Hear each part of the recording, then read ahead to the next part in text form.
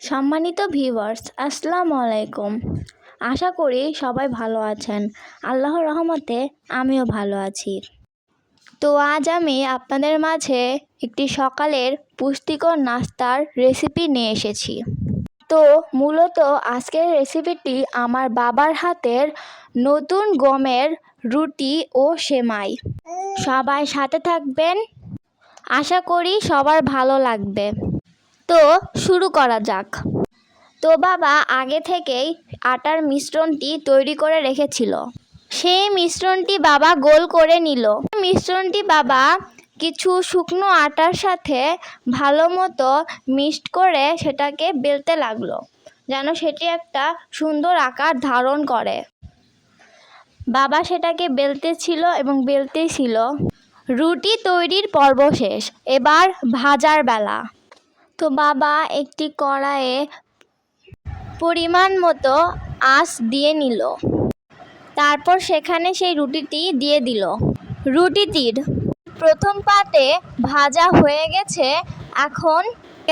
এখন দ্বিতীয় পার্টে ভাজতে হবে। বাবা ভাজতেই ছিল।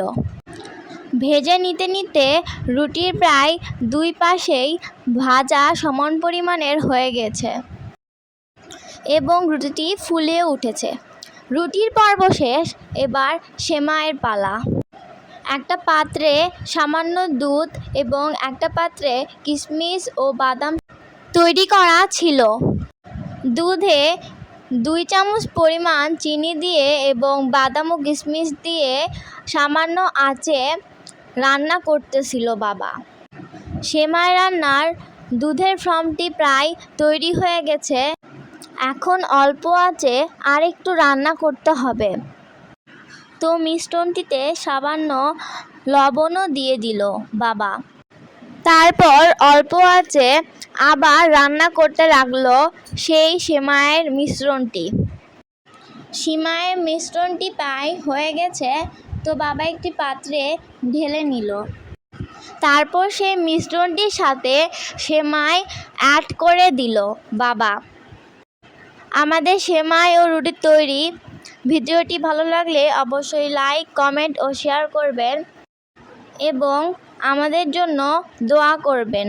আজকের মতো এই পর্যন্তই। সবাইকে আল্লাহ হাফেজ, টাটা, বাই বাই। সবাই ভালো থাকবেন ইনশাল্লাহ।